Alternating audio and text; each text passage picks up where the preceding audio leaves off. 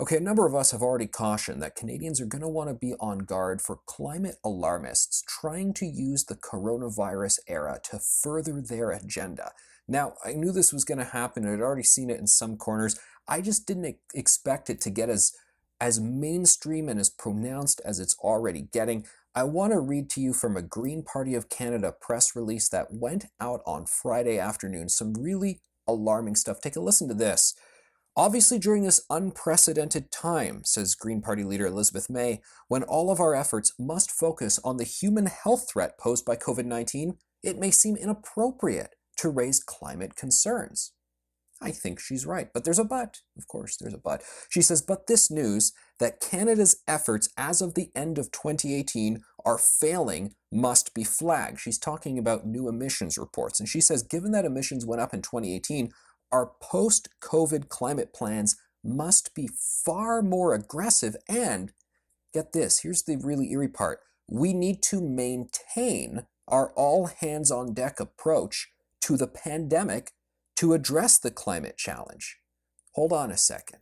We have to maintain what's happening right now. What is she talking about? What particular elements? Schools being shut down, non-essential travel being banned, these lockdowns that we're living at. What part of this current situation is something that needs to be maintained? But hold on, it gets worse. The Green Party has an interim leader as well, because Elizabeth May said she's stepping down. Her name's Joanne Roberts. And she says, as we emerge from this pandemic and recovery efforts unfold, a robust plan for fair and just energy transition will be essential. She says that this tragic crisis has also demonstrated the ability of governments to adapt and provide strong leadership in a crisis situation.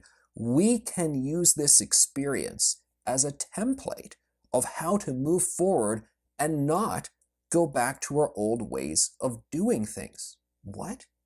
Use the way we're living now, which nobody likes, which is horrific, which has seen economic devastation, rising mental health crises, lots of problems at home. People who already suffered from alcoholism probably suffer from it more. People who have cancer care treatments, some of them have been postponed. This situation, we need to learn from it and try and sort of cement it into our lives to battle climate change.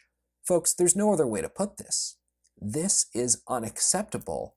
It borders on madness, and it goes to show that this is being done now when things are still very acute and at the peak, just how aggressive the climate change battle will be as they try to affix themselves onto the post-coronavirus era. Beware.